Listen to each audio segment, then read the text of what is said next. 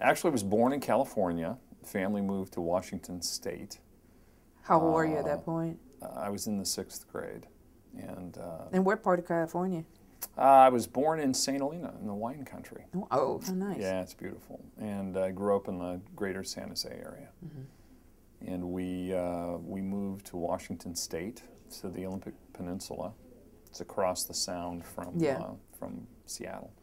And grew up in Kitsap County, Bremerton, Washington. Now, were your parents in healthcare or anything? No. My dad managed a vending machine company and then ran food service for a school district. My mom was always a stay-at-home mom. We had, I'm the eldest of 6. We always had 3 to 4 foster kids in the house. My parents saw that as an extension of their faith. Actually, the 6th of the 6th was an adopted foster child. So always lots of kids, big family.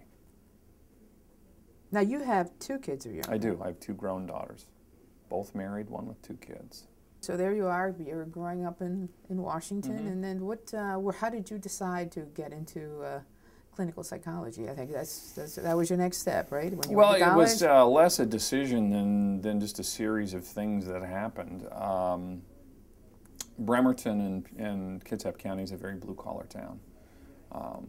It's a Navy town. It's dominated by a shipyard. So after high school, I went to work in the shipyard and said, I don't want to do this.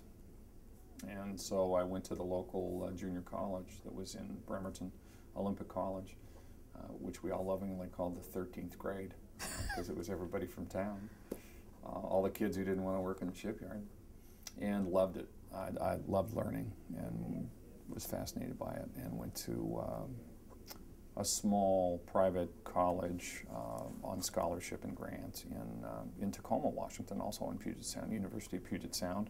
University of Puget Sound. And just fell in love with some of the psych courses that I did. I focused on learning theory, behavioral operant psychology, and loved it and did very well. And applied to graduate school and was accepted at University of Kansas, which was a leading school in the particular field I studied. And that is University of Kansas? University of Kansas. Rock Chalk, Jayhawk, OKU. Okay. I don't know if we around here cares about that much, but I still do. And then spent 5 years in Lawrence, Kansas, and completing my master's and PhD. So there you are with your PhD, and what do you do with it? Well, my wife told me I had to start earning a living. We had an 18-month-old daughter at the time, and I looked for a job and had always been interested in working with people with significant disabilities. And I took a job in Butner, North Carolina, at a residential facility for people with severe developmental disabilities. And I began working with people that had really significant disabilities, had very profound levels of cognitive impairment and very profound levels of behavioral disturbance. Self-injurious people and very aggressive people, and I loved the clinical work. But what I found out very early was that the greatest challenge for clinicians, whether it was I was watching my colleagues or the nurses or the techs or the physicians or whomever it was, the greatest challenge that my colleagues always faced was not working with the people that they were privileged to serve. It was, did they have enough resource? Was the thing organized properly? It was the whole administrative side. And I found it enormously frustrating.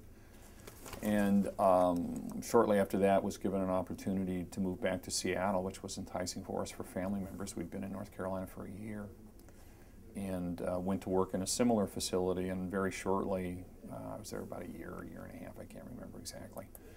And they put me in a position of leadership, and I began to focus my career then around how do I make it possible for clinicians to do what it is they do in a way that is best for the people they care for, and that in the long run is sustainable. And I loved it. And had I known that when I was going to school, that I'm a believer in providence. I think people do what they are ordained to do. I think we're all given special gifts and talents. And mine actually wasn't to be a clinician. It was to help create environments that allow clinicians to do the things they do. So I moved over into the administrative side, first in the public sector at a very similar kind of facility that I described in Seattle that provided care and treatment for people with severe levels of developmental disabilities, actually a whole range of severities. Mm-hmm. And then moved, became very frustrated by the state. It was owned, functionally not owned, but it was an agent of the state government, as most of those kind of facilities are.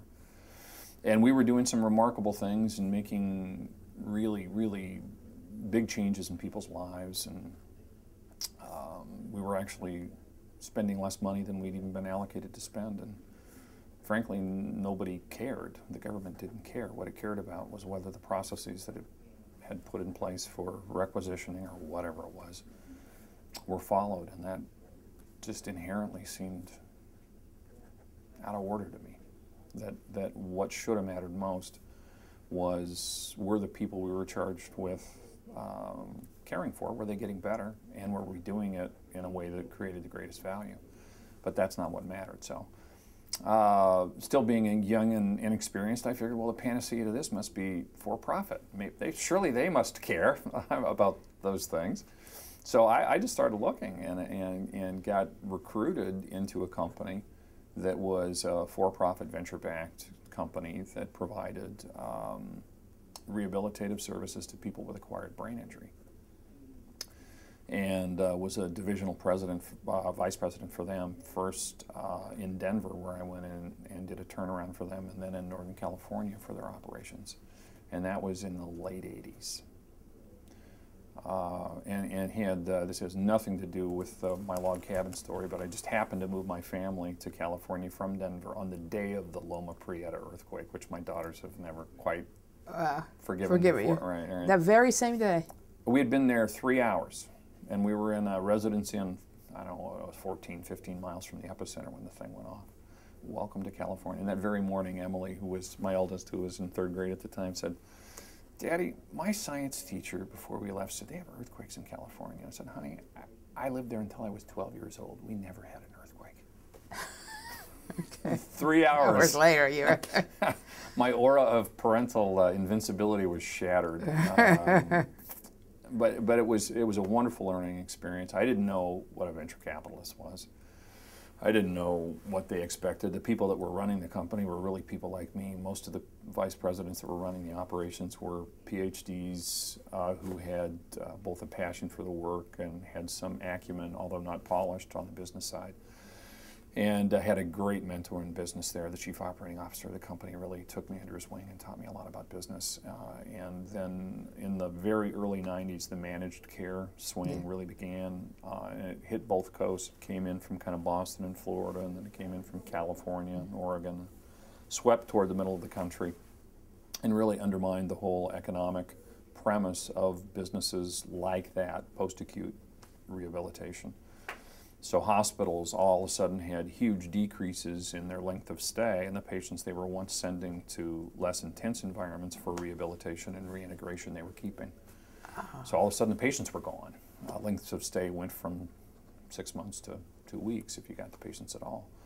And the venture capitalists didn't see a business model there anymore and came in one day basically and said, you know, here's a dime, call your mom. We're going to do something else with these assets. And what they did with most of them was they sold a number of them and then turned some. Most of those environments now function as long-term care settings for people with acquired brain injury that have severe behavior problems. A lot of them. There are a few of the programs left. So I wanted to get the license number of the truck that ran me over, and I purposely looked for a managed care company to work for, and I actually was fortunate, and I think Providence, to be hired by one. I was hired by a company called CMG Health. They were in Louisville, Kentucky. You can tell I lived there because I know how to say it. It's not Louisville. And we moved to Louisville in, what was it, 93? I think it was 93. And I began as the executive director of clinical services for a service center there. We had 250,000 covered lives, people we were responsible for. And about a year later, my boss was promoted, and then I was promoted, and I became the executive director over that service center, and the company consolidated all of its national operations under my service center, and I was then responsible for 1 million covered lives in 10 states with 3 staff models, so a substantial amount of business.